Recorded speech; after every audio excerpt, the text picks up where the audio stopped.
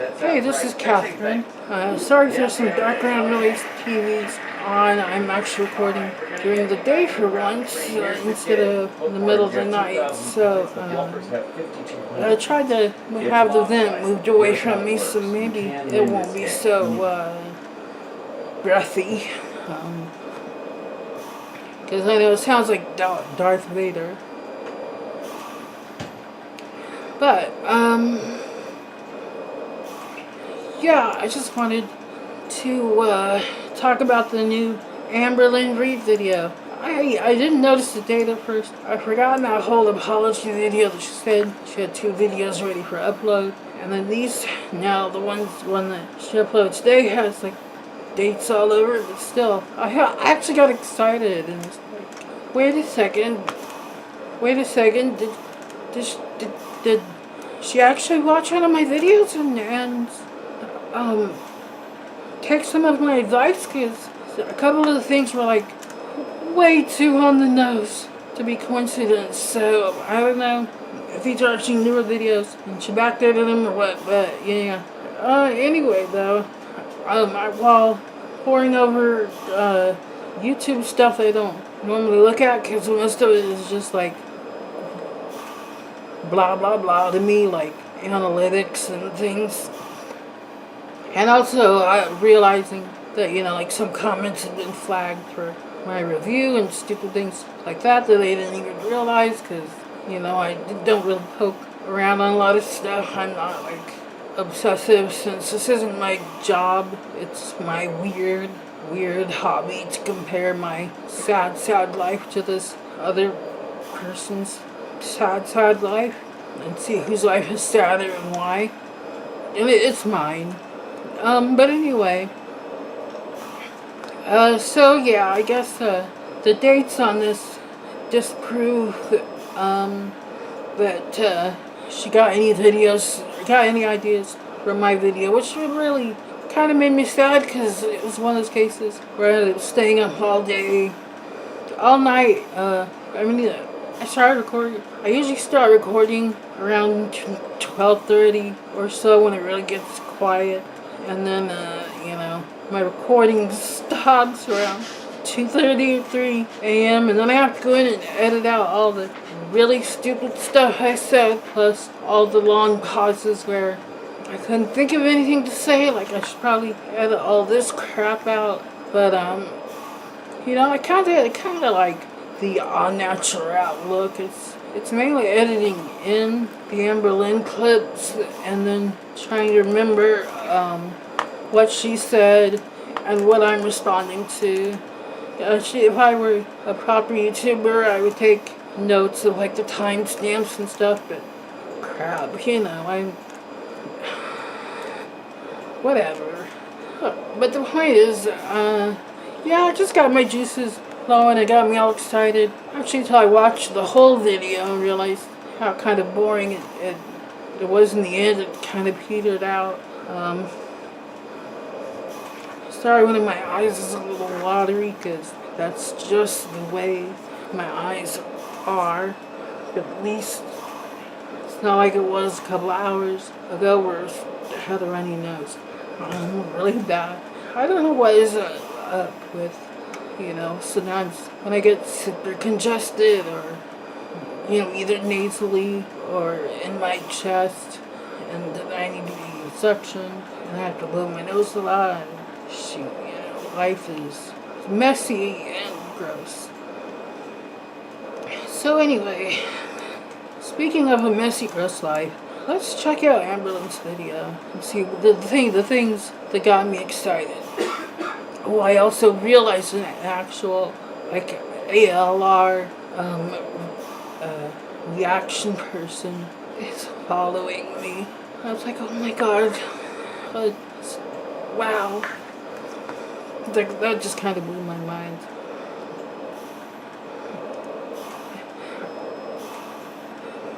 As far as I can tell, the people I actually give shout outs to don't even follow me. But correct me in comments if I'm wrong. But I was excited this other person followed me, so now,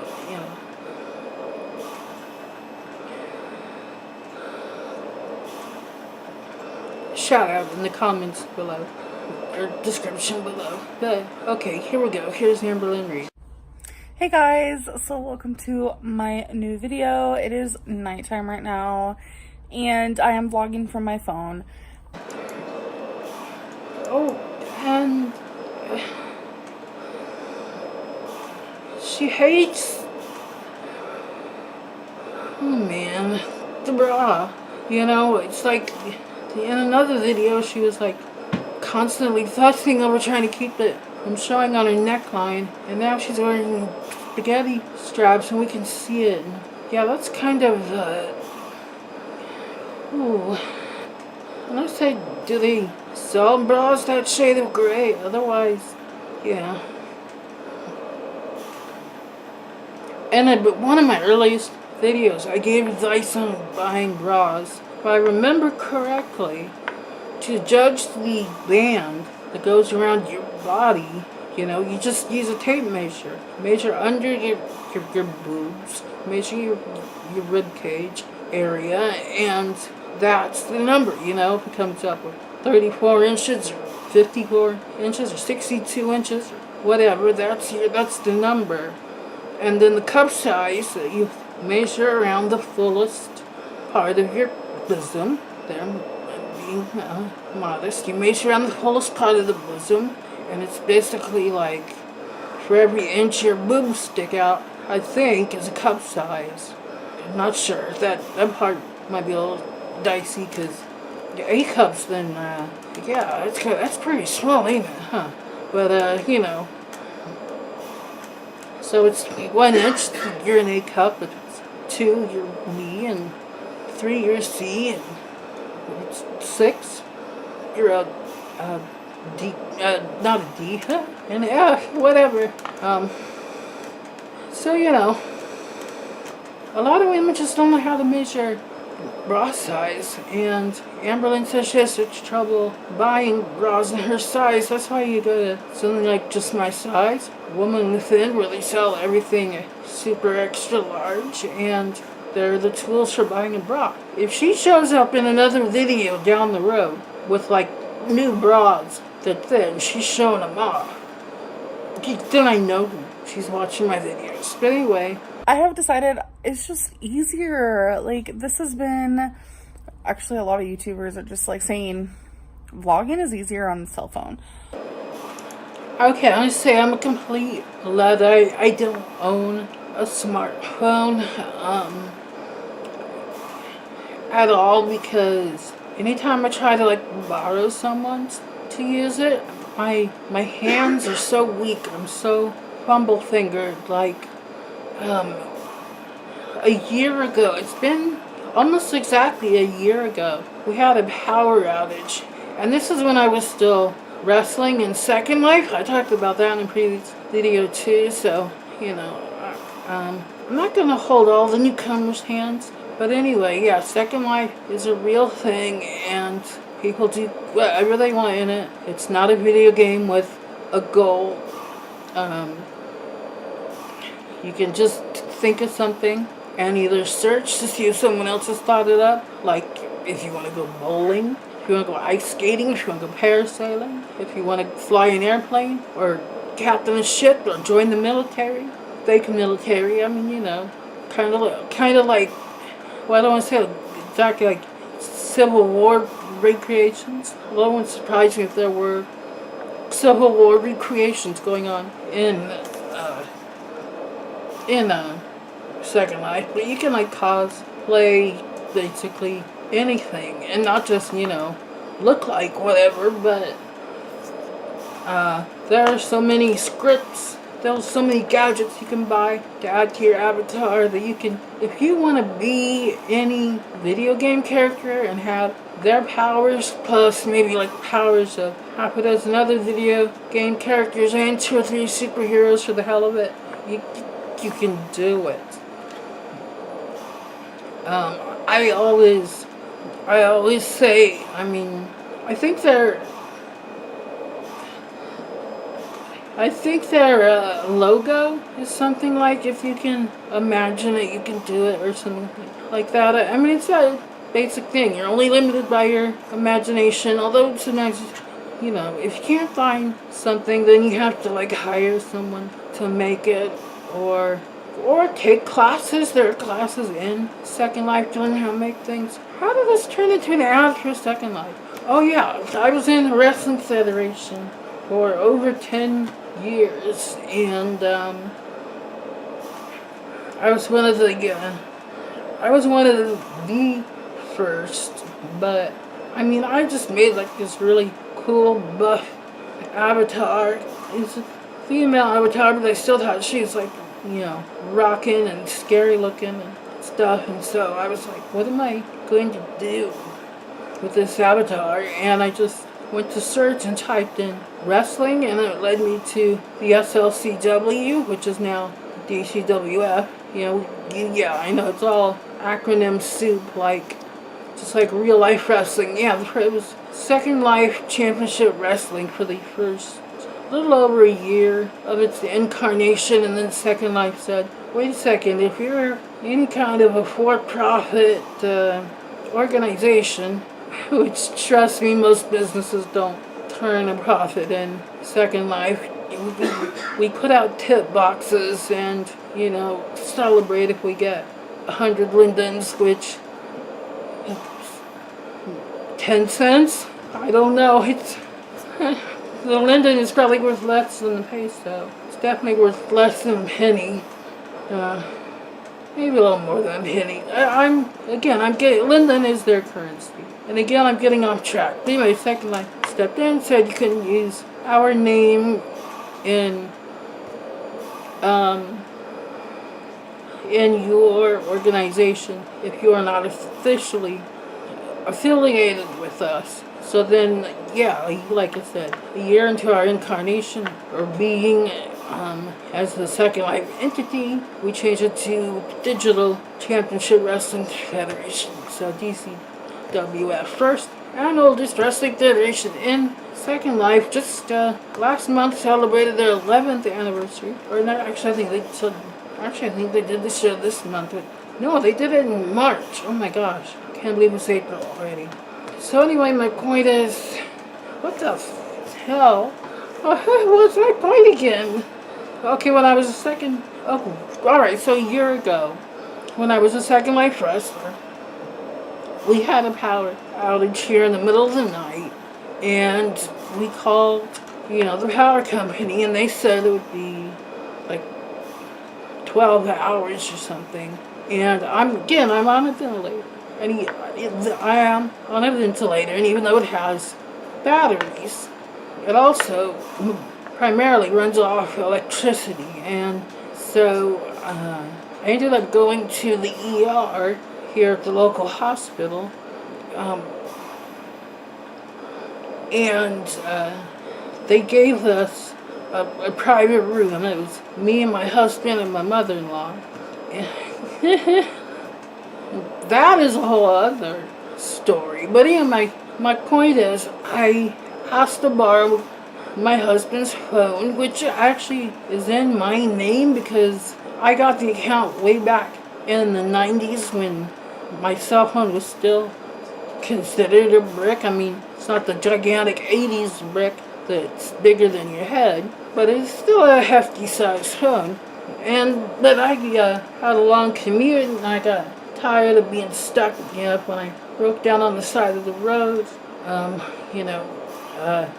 hoping someone would pull over so I could ask them to call the cops, or, emergency services, whatever, to get a tow truck, I don't know, or take a chance on walking up to someone's house and hoping that they didn't open the door with a leather face mask and a chainsaw.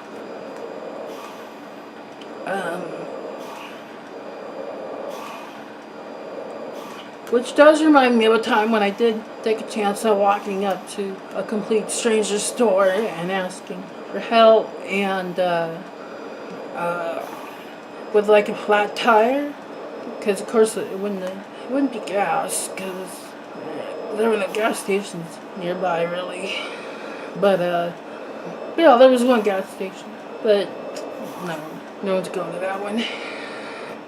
actually posted about it on Reddit recently. The owner of the gas station, that is. That's weird. Now you know I post on Reddit, but very rarely, very, very rarely. But yeah, I wrote them out a check of like $10 or something in gratitude. And then when I got home and told my folks about it, they were like, the checks have our address on them. You don't know that person. They could come and rob us now. And I didn't even think about that. I was more worried about like immediate danger. I was just hoping that they wouldn't be brazen enough to kill me on the side of the road in front of God and everyone, you know, on a busy highway.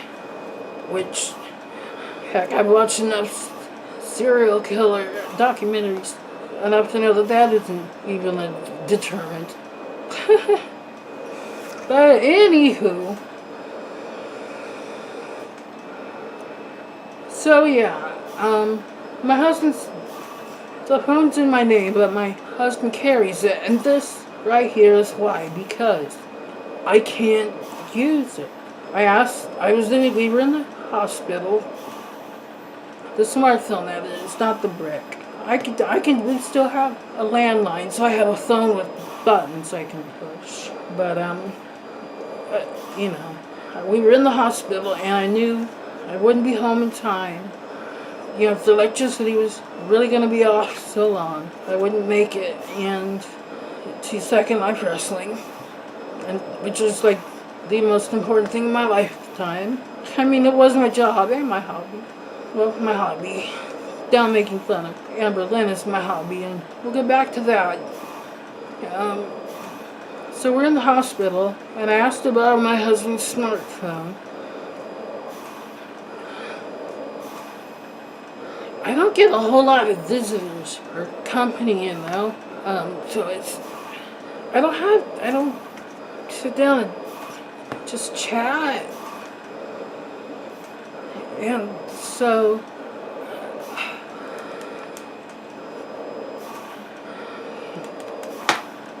you're my best friends. Anyway, so I borrowed my husband's smartphone, as you do. And I tried, just like, I could not, I mean, even swiping, like to turn it on, to do Messenger. I couldn't do anything with these weak, useless fingers. And then when it came to, you know, when he did that stuff for me, handed it back, you know, I loaded my Facebook, because that's how I get in touch with, you know, most everyone is through Messenger on Facebook, and I couldn't type in the name of, you know, even one of the people. It was like 3 a.m. our time, and so I was thinking, like, okay, one of my fellow managers. Did I mention at the time that I was like a former president of the Federation? I used to be somebody, but anyway, at least I'll never be internet famous, but I was at least Second Life famous for a while. Anyway, so trying to type in the name of a fellow manager who lived in Scotland, my reasoning being, oh, it's 3 a.m. here, then it's 11 a.m. there, and I mean, surely he'd be up by then, and just, you know, actually converse and not leave an offline message, but, yeah, I couldn't type anything. I just couldn't. It's too fumble-fingered, and so,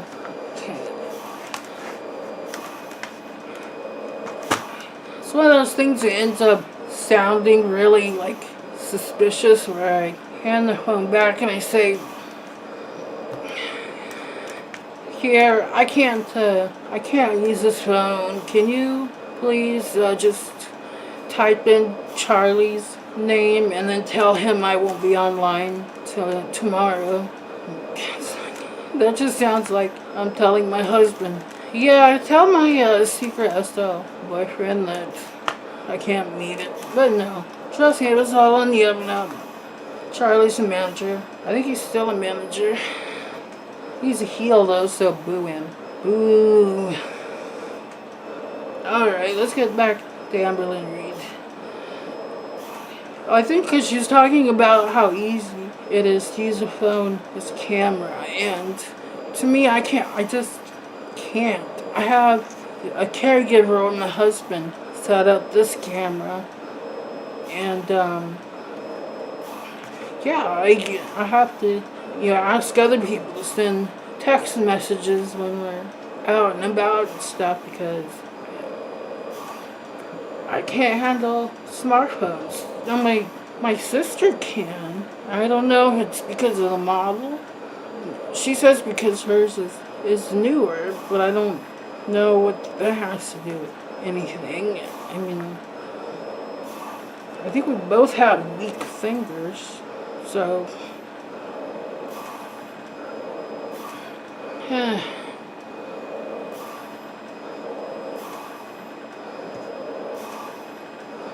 I don't know. Sometimes I think about maybe a tablet, an iPad or something bigger, but then I would have problems holding it. Which would then, have someone else hold it for me. Then that would mean acrobatics. Maybe not acrobatics, but gymnastics of the arms. Then trying to still reach things on the screen, or telling the person constantly, move it to the left, no, too far to the left, closer, no, that's too close, back off, no, that's too far away, come back in a little, tilt it, no, clockwise, no, clockwise from my point of view, counterclockwise, no, too far, because trust me, I go through that with clipboards, and I can't see it had being that much easier. So anyway, back to Amberlynn Reid. Thank you again to my sister for buying me this camera and the tripod that it's sitting upon.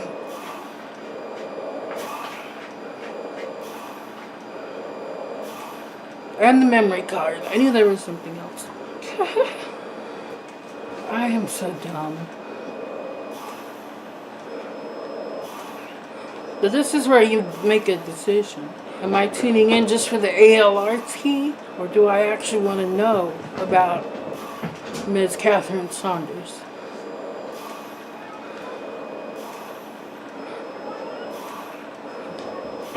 Just looking at the numbers of views, I know it's the ALRT. So I guess I'll get back to the video. For real this time. For realsies. Done rambling about that, but hi. Last night I watched the new episode of 600 Pound Life, and I don't think I've cried that hard in a long time. That was really hard to watch. Okay, I have to be honest here. I do not watch my 600 Pound Life. My mother-in-law does sometimes when she's over, and she gets control of the remote, and most of the time I'm not paying attention to the TV anyway, so. But for me it's hard to watch, because I've always been a big girl. I've always been, between my sister and I, the bigger girl, and both of my parents were big. I'm saying big, because I don't want to say fat or obese, but, it really seems to run in the family, and I don't know if it's all because of family habits that have been passed down. I mean, my grandparents, I wouldn't say any of my grandparents were, like, obese. I mean, they were maybe kind of big, but I always just got the impression, they worked hard. I think both sides of my family, were farmers. My I know my grandma talked about working in the cannery a lot when she was younger. Let's forget ALR's tea. I guess there's just a little tea on my grandma. Um, from one of the memories that I always, one of the stories I always heard that kind of forms one of the basic memories of my grandma is that she adored her mom. Which, if you're one of my family members who's into genealogy, you remember Grandma's mom was Ova Luella Flowers Mullins. Her husband was Frank Bethel Mullins. Those are my great grandparents. And as far as I know, no website security code asks for my great grandma's maiden name or even my grandma's maiden name. So, not too much identity theft info there, I don't think. But anyway, my grandma loved her mom dearly, and her mom died very young. I don't know the details of that, but even though this was the early 1900s, and you can say, oh, things were different back then, the late 18, early 1900s. My great-grandparents, my grandma was 13, and my grandpa was 20 when they got married.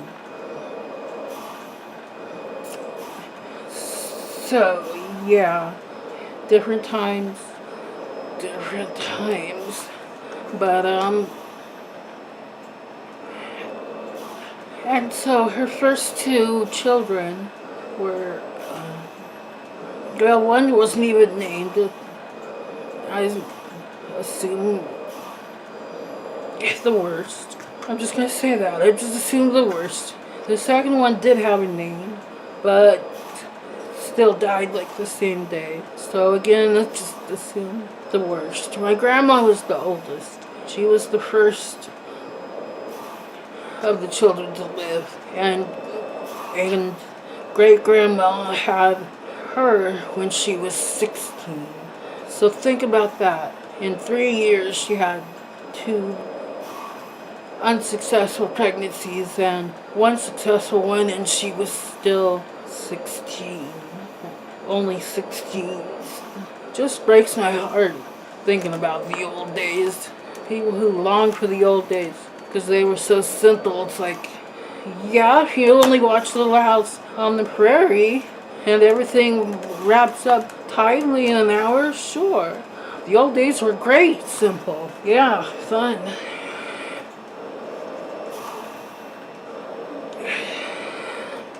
Ooh. So, yeah, my grandma really loved her mom. I imagine her mom probably doted on her a ton. Her being, her oldest kid. Her first surviving kid. And, she had a few more children after that. Most of them I've never met. I never met Great Uncle JB, Jasper Bethel, who's passed away. I never met Great Uncle Charles, who's passed away. I never met Great Aunt Betty Lee, who's passed away. The only one I ever met was his Great Uncle Leon, who was the baby of the family, the youngest. And he's still hanging in there.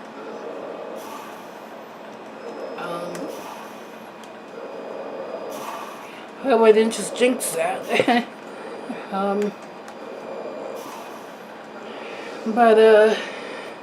Yeah, so my grandma was only about 16 then when her mother died. Gosh, yeah, so, her mother was still very, very young. 13 plus 19. Yeah. very young. And so,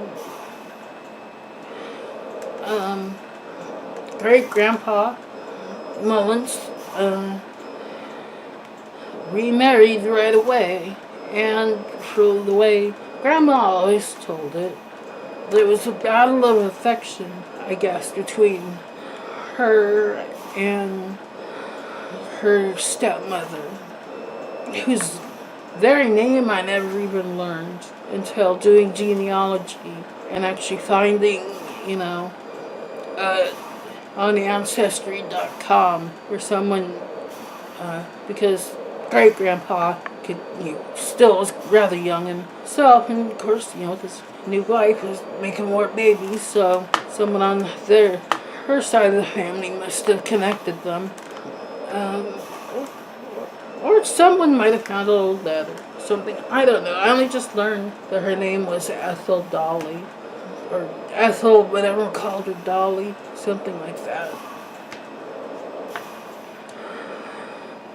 She's been dead for 50 years. I don't think I'll be smirching her name, but she and Grandma did not get along.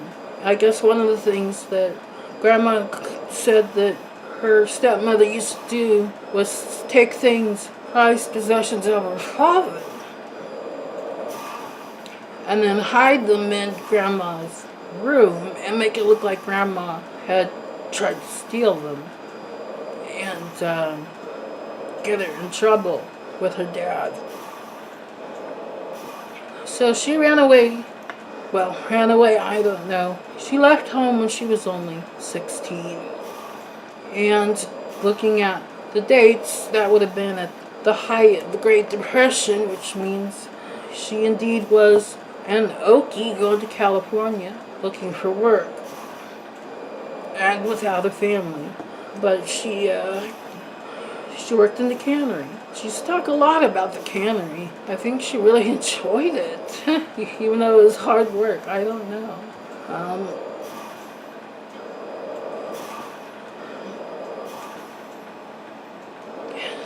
But then when she married Grandpa Zimmerman, he was a farmer. And that's my point, I guess. It's a long story, but yeah, I mean, they were all hard workers. And as I keep saying in the videos addressing weight, calories are fuel, fat is fuel, carbs are fuel, and so, you gain weight when you take in more fuel than your body burns. And being farm folk, my dad's side of the family were dairy farmers, which meant, it didn't mean a lot of other activity. I mean, the cows weren't stuck in barns like they are now in big factory farms.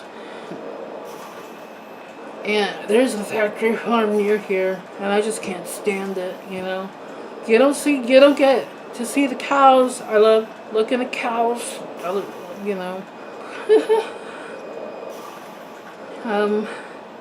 you do get the stench of all those cows in one place, and then the gigantic sewage pond right by the highway. It's not pleasant. And then in the summer they use that sewage water to water crops. And some of those crops are grass seed, because this is the Willamette Valley, and I was told by my pulmonologist, who is up on all things allergy related, that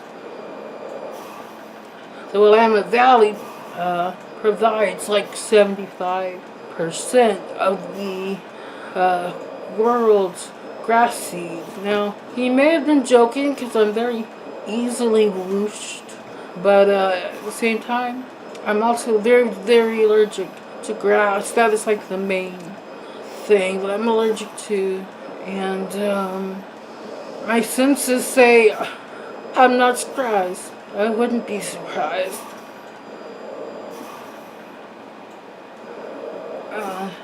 But anyway, I think the rest of what they grow is corn for cattle consumption.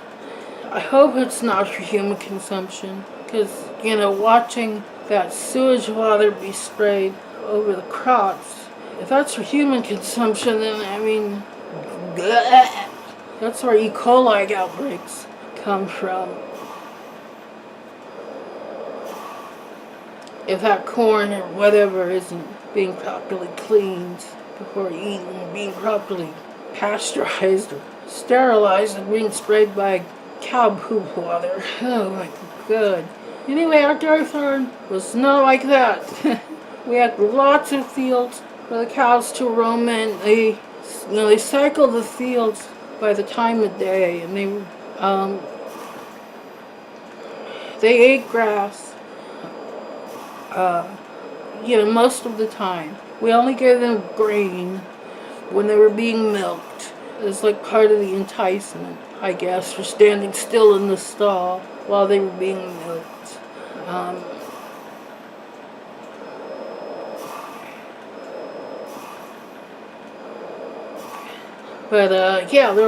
That meant there were a lot of fields to take care of.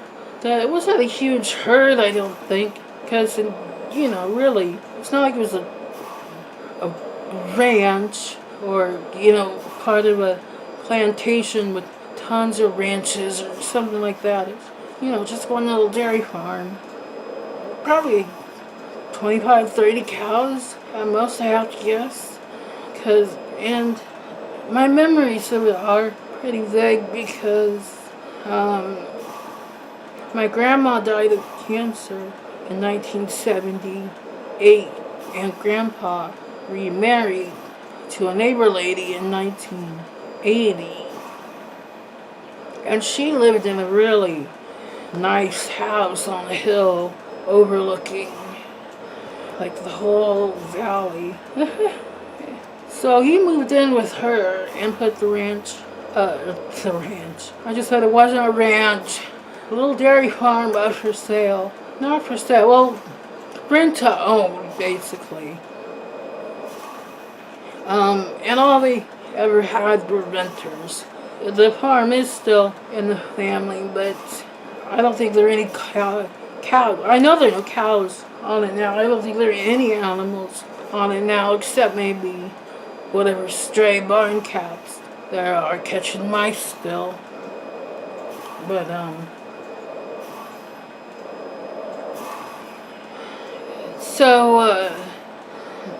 yeah, I was only 5 when my grandma died, and so 8 when Grandpa remarried, and then the farm wasn't ours anymore.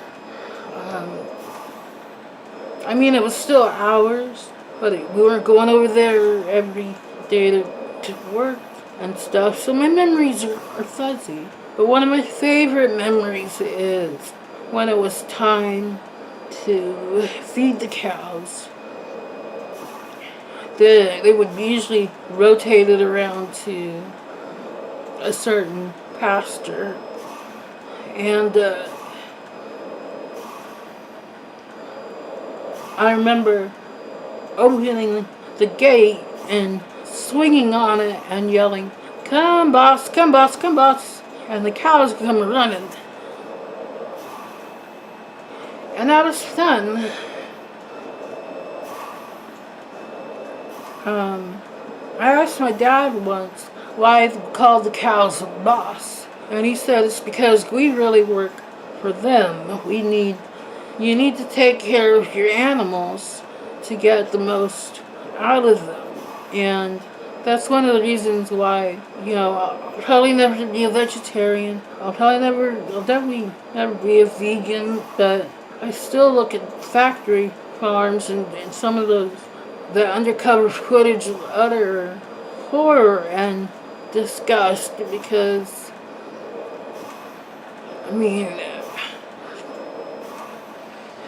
how do you expect to get good product out of your animals when you don't treat them the way they need to be treated,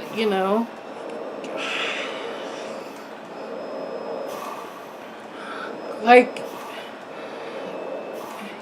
I hear the, the overpriced beef, the beef that comes from corn-fed cows, but because that's supposed to make it richer or something. But I mean, cows' digestive tracts aren't meant to digest corn. Now I know I said we gave them some when we milked them, but they didn't live off of it. They lived off the grass. And what we have, here's the milking process. We had 3 stanchions. Those are the stalls that the cows go into when they're being milked. We had 3 stanchions in our milking parlor. And the milking parlor had steps so you could go down and be, so the cow's udders were at eye levels, make it easier to get the milking machines on. And also there were these hand-cranked mills that the grain came down from. That was another thing when I was a kid that I loved, was being able to crank the mill, feed the cows. But before that, like I said, we'd go out and open the gate and call the cows. Oh, I forgot the rest of the boss thing. Yeah, Dad said the cows were our boss because, whether we lived or died, basically, was dependent on them. And so we were their caretakers. Because they were our livelihood. Which I just think is an attitude that's missing from, factory farms and so on. And, I hear factory farms started in England like after the war because there wasn't a lot of land for big massive farms, but this is frickin' America. We got tons of land. Give me a break. We don't need to stuff all the animals into the bitty spaces. Well, whatever. Maybe all the farmland has been bought up by real estate developers and subdivided. But I don't know. Anyway, my point is, when I finally got older, I looked in the dictionary. I saw boss is Latin for cattle. So, really, we were saying "here cow" in Latin. We said "come boss." We said "come cow."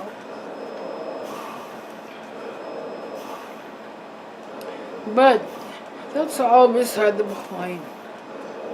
Yeah, I was going to describe the farming process. Go out to the gate, open the gate, call come boss, here come the cows are running, and they come into this courtyard. Now the courtyard was cement. Where they come into this I call it a courtyard. I don't know, it wasn't really a corral. Although I guess corral probably be the most relevant word I can think of, because it was fenced in on one all around and it had 3 gates. So I don't know.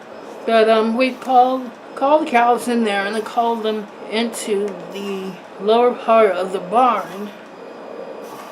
And when they were all in, we'd shut the gate behind them, and then Dad would go up into the upper part of the barn, and this lower part was lined with mangers, and he would put down pitchforks full of hay for the cows, and then sometimes he would pour a jar of molasses over the hay too. I know molasses probably isn't very healthy for cows. It's probably not very healthy for anyone, but cows, like a lot of people, agree that it's delicious. So, they eat the molasses covered hay, and then once that was done, we would go into the milking parlor and down into the lower part and open up the stanchions, and then we had there was a door from that part of the barn into the milking parlor that was on a pulley, so that you could stand down in the parlor and pull it, and let a cow in one at a time. So it's very, hands-on. And when the stanchions were full, crank the thing so that the grain would come down. And then, put the milking machines on the cows. One thing about milking parlors that way, instead of sitting on a stool crouched down by their udder, is at least you didn't get kicked by them. Actually, that's probably a bad thing, is you did still get kicked by them. Just higher up in the body, maybe. No, well, well, whatever, you could still get kicked in the face, but Dad said the worst thing was getting hit in the face by a manure-covered tail. Which probably happened a lot more often, because the cows were usually, once, it's kind of like breaking a horse to saddle. Once the cow's used to the milking machines, they are pretty docile about the whole thing. In fact, I've never been pregnant, so I've never had, milk, so I don't know what it means to be like full. If I compare it to a bladder, though, we can think about what a relief it is when your bladder's very full and you get to empty it. And with milking, it's the same way. We milked twice a day, 3 a.m. and 3 p.m. Now, I never went to a 3 a.m. shift, obviously. I was 5 years old, for pity's sake. I went to the 3 p.m. shift, but I did wake up at 3 a.m. a few times and stand on the front porch and cry because Daddy didn't say goodbye. And so I'd stand there and cry until see the tail lights come on, he'd pull into the neighbor's driveway and come back so I could say goodbye. Kids are crazy.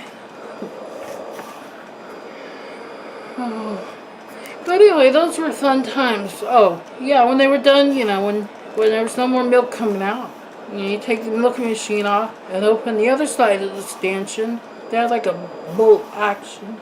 2 bolt action doors, one on either side. One to let the cow in and one to let the cow out. The cow would go out another part of the barn, out into the courtyard and then into what we called the loafing shed, which was I never could figure out what it meant when I was a kid, because it was dumb, but because I was a kid.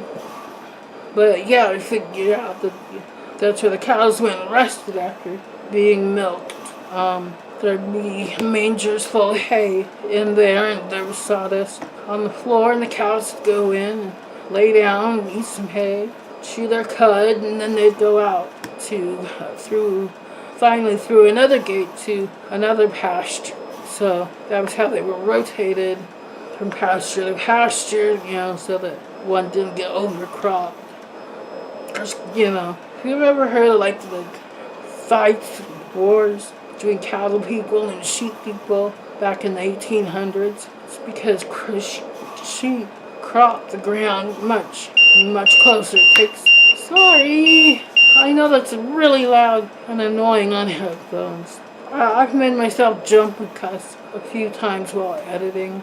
But anyway, yeah, so cows would go out and, sheep crop the ground way closer than cows do, so it takes way longer for the grass to grow back.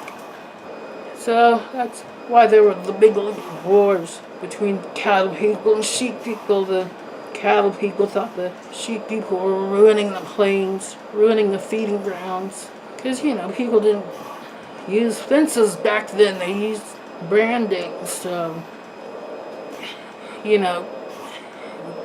beasts, animals, cattle, livestock, that's a good word, from different farms could mingle, and then you'd have to go out, that's why you had shepherds and cow herds, cowboys go out and collect their own farm's cattle, I should say, because there could be bulls or steers out there too.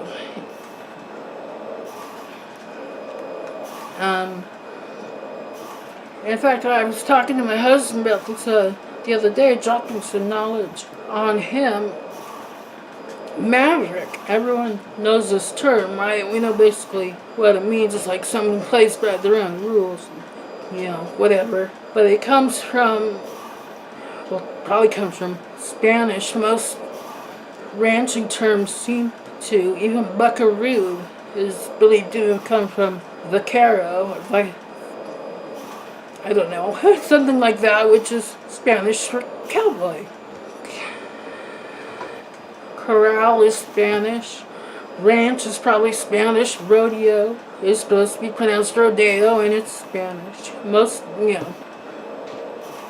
That's probably because most of the plains land where we, raised cattle back then was stolen from the Spanish and the Native Americans and everyone else, but manifest destiny.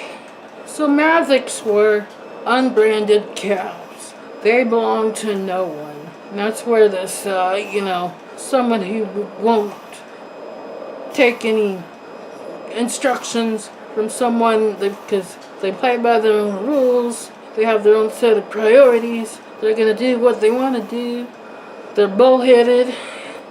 See what I did there? Unbranded. Calves. So it was kind of a free for all, I guess, when they were bringing the cattle in to be sold at market or whatever. Talking about beef cattle here, not dairy cattle. There is a difference. And I'm so done with the Amberlynn Reid that I might as well just talk some more. But yeah, when they're bringing the cattle in to sell at market, any unbranded cattle, calves, doggies, whatever, what have you, were up for grabs. If you could corral it and brand it first, it was yours. Because unless it was really, I don't know, really small and still with its mom, in which case it's too young to go to market. But unless it was like that, you wouldn't know whose cow or calf it was.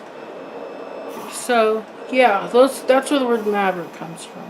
And so if you've ever driven a Ford Maverick, or at least seen one around, now you know why its symbol is a horned cattle head. I don't know if it's cow or a bull or steer. Or I guess you're supposed to assume it's a bull, but yeah. Or bull cow. Here, let me drop some more knowledge on you. A male calf, a bull calf, is called a bullock. Like Sandra Bullock. Her last name literally means male calf. Now, bollocks, that's the British term for what makes the calf male. Let's put it that way. And if you take a bullock and take away its bollocks, then it becomes a steer.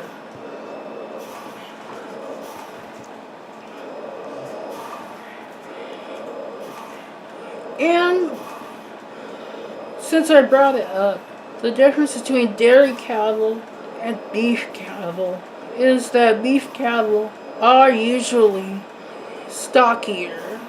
There are things like your white faces, your Herefords, things like that. They're because they're made to have more meat on them, and they usually have, even the females have, because believe it or not, even though tits on a bull are as useless as tits on a bull, bulls do indeed have tits, just like men have nipples. So yeah, even the female beef cow's udder is pretty small compared to a dairy cow's. Dairy cows are usually leaner. They're actually bigger. Holsteins. Holstein is synonymous with dairy cow, and I'll tell you why there in a second too. But anyway, they're just usually leaner, and the females have bigger udders. because they've been bred for more milk production. So, yeah, smaller, stockier, beefier, no pun intended. Cows are meant for beef, cattle I should say, while leaner cattle are meant for dairy.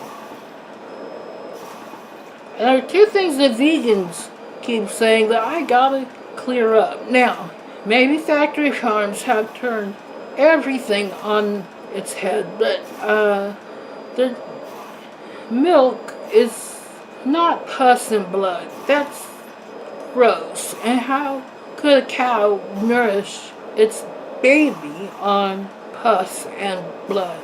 I mean, okay, my parents did gross me out when I was a kid by telling me that milk was made with blood, but it's made with grass and corn and everything else the cow ate that day, just like the milk you would give your own baby. Yes, I'm sorry, it's just one of the perks of being me. This thing has been going off constantly lately. I'm sorry. So,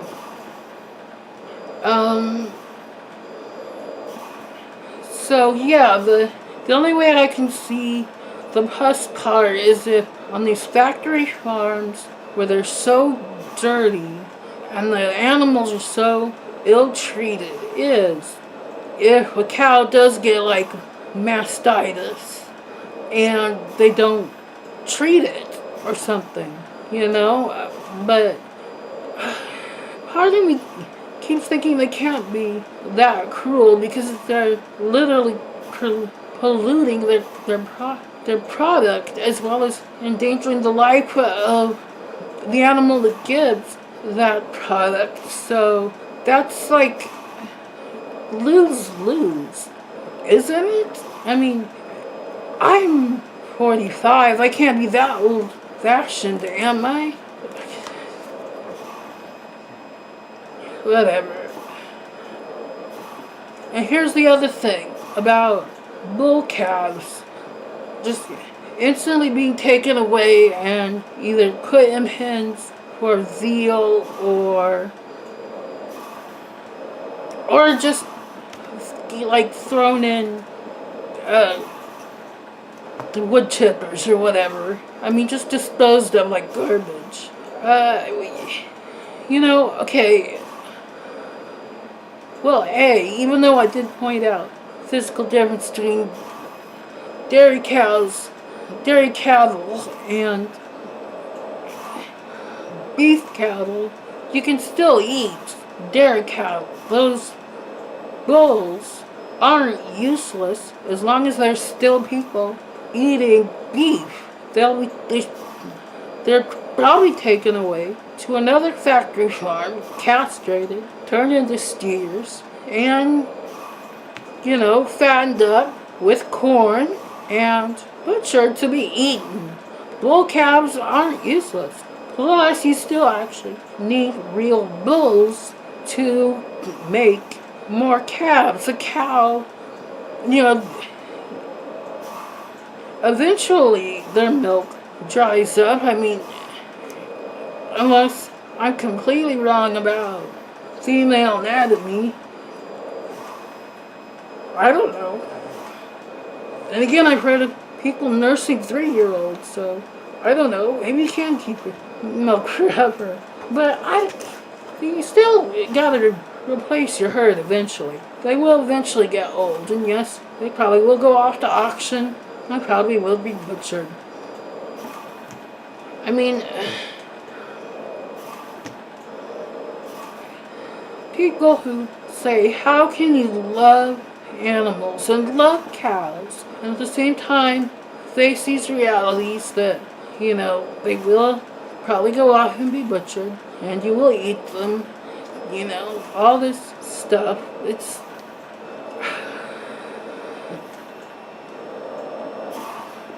I don't know, I guess it's part of it's almost the same way as when you have a pet and you love it a whole lot, but it's gonna get old faster than you, and it might get hit by a car or just get sick, and it'll be untreatable or something, and you have to face the reality that you will put it down. Now, granted, unless you're like in the middle of a famine, you probably won't eat it. I did like, cats and dogs being served in Chinese restaurants. I don't know. I don't believe a lot of that. Most of that. What I've heard is they became, supplement meat in the 1950s when Mao Zedong was the dictator and there was the huge famine. And then people had to resort to eating their pets, even eating other people, because there was just absolutely no food. Everything had been mishandled so badly.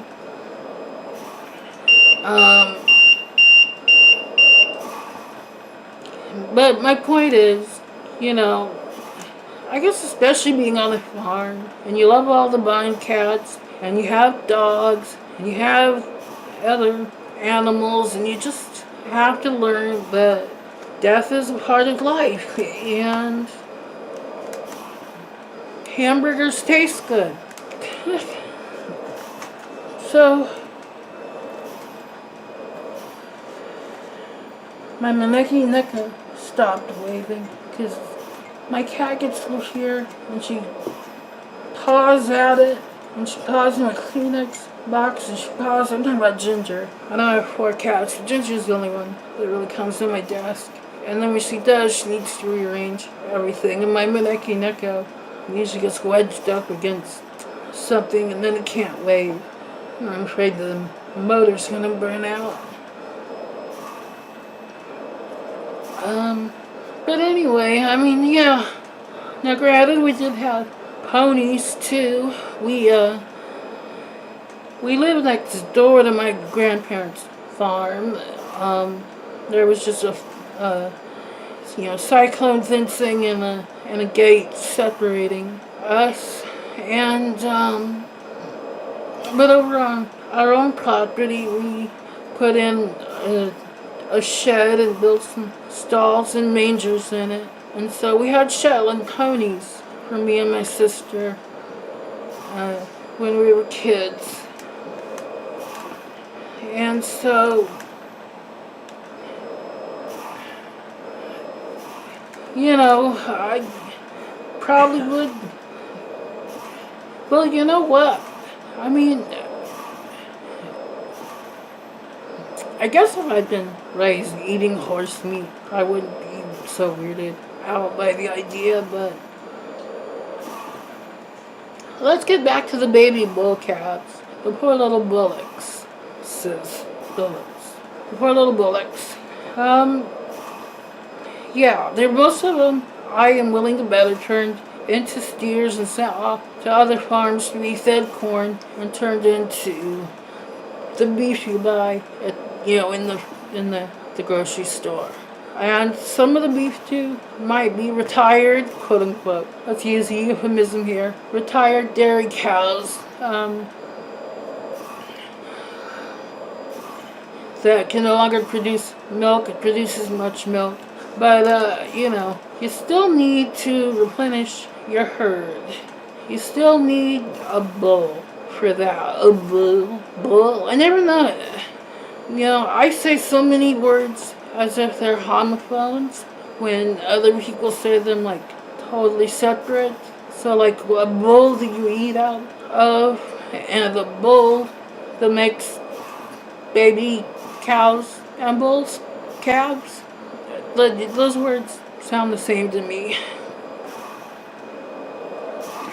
But then I also pronounce like walk and walk the same, like walk from a Chinese restaurant, or walk like taking a walk. To me, those sound the same. And I had a caregiver once who actually lived with us for a couple of months until they found an apartment. And boy, that's a whole nother story for another day. But whew.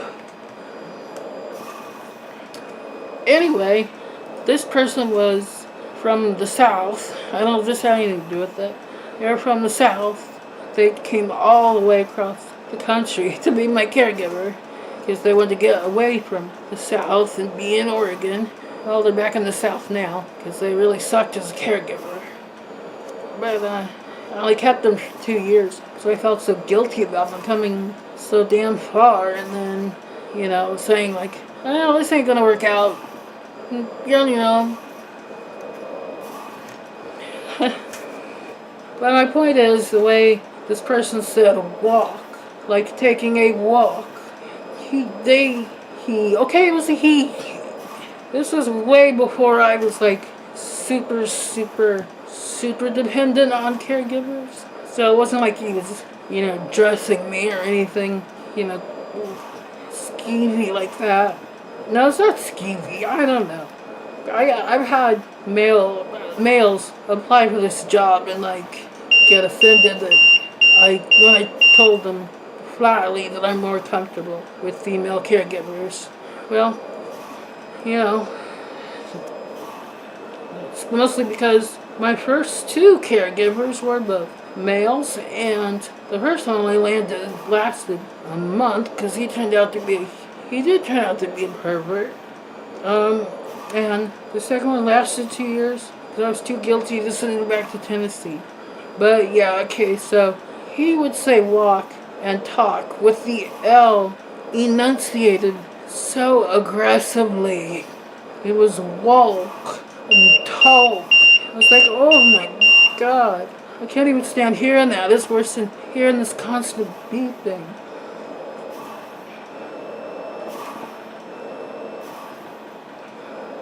So, bulls.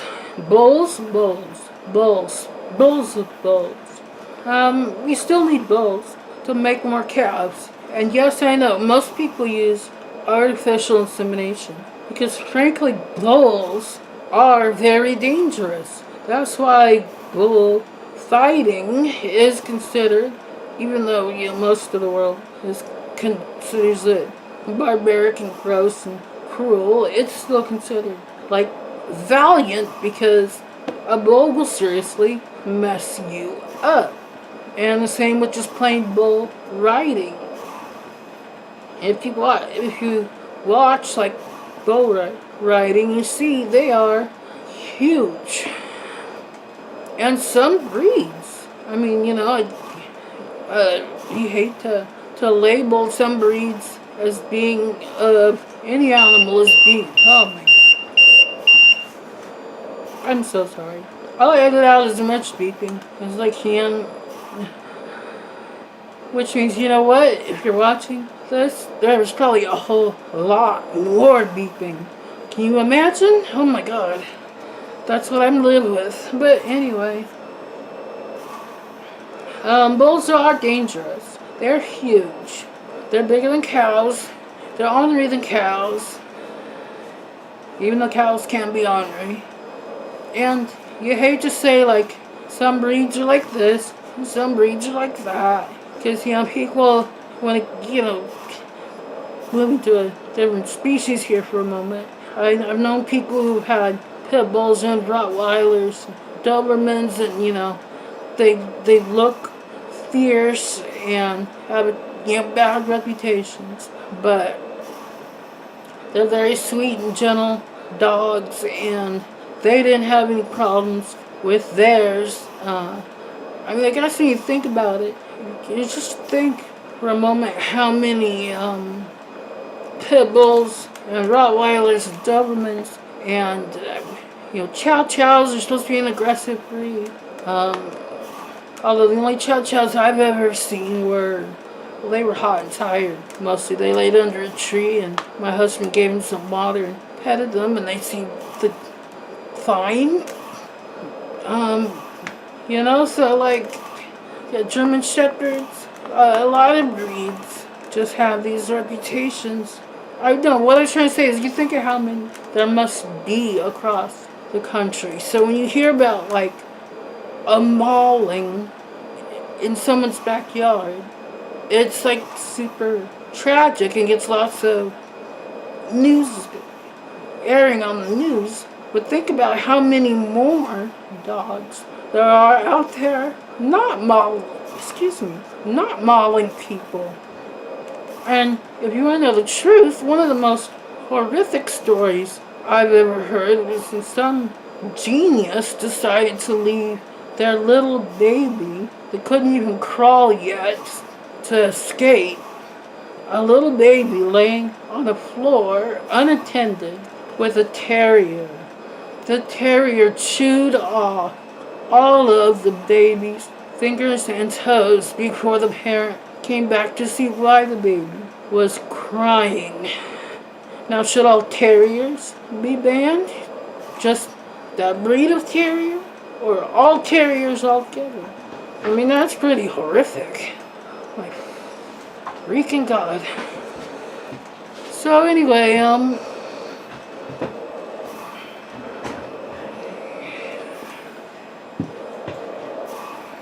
I guess I'll do, now that I've horrified everyone, I guess I'll go ahead and do a little more of Amberlynn Reid just to show you the parts that I got excited about.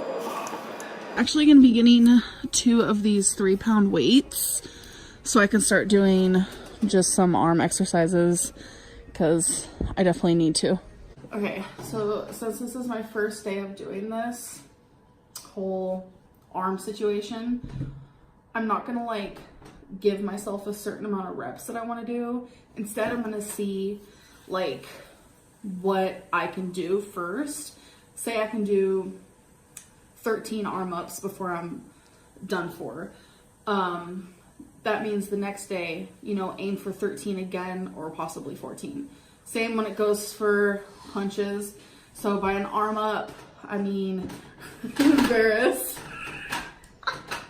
An arm up, I'm just talking, doing that. Punch, you know.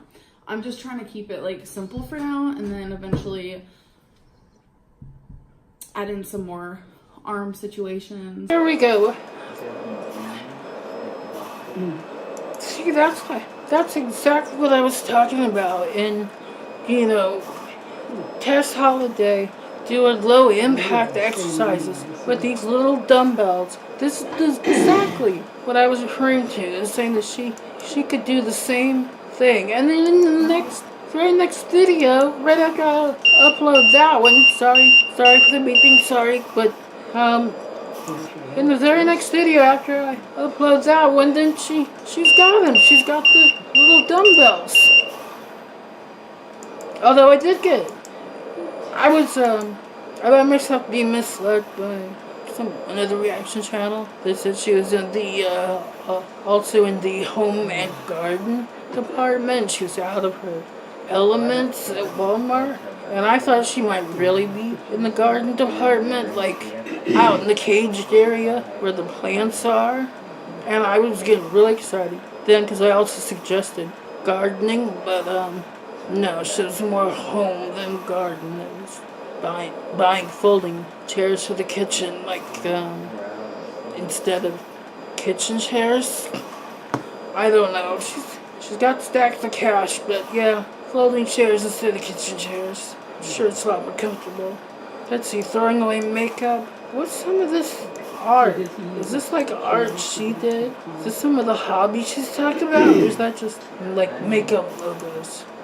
I think it's just makeup logos. Well, that's too bad. I really want to hear more about her hobbies. Real hobbies. Things she does. Okay, well, that's it for Amberlynn Reid. That's it for my prattle about cattle. Hey, there's a new name for the channel. Prattle about cattle.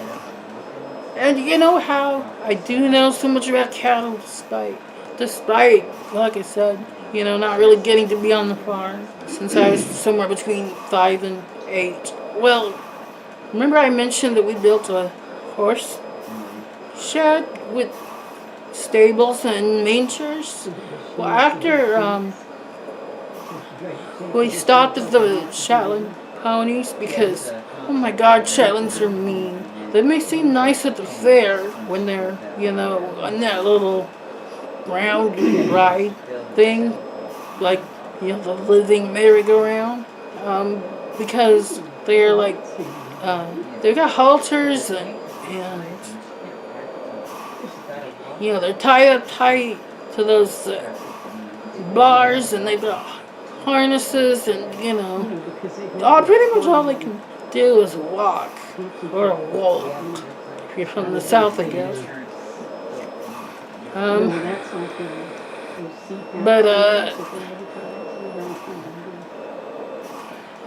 I guess it wasn't even the over-pronunciation of the L, but the turning the K almost, oh my god, I need to stop talking. Turning the K almost into a, oh my gosh, what do you call that? That throaty sound that's not in the English language. Well, that's what this person did. Walk and talk. God, it was annoying. Although I think it's adorable when British people replace G's in ing words with a K. So they say like thinking, going. I love that.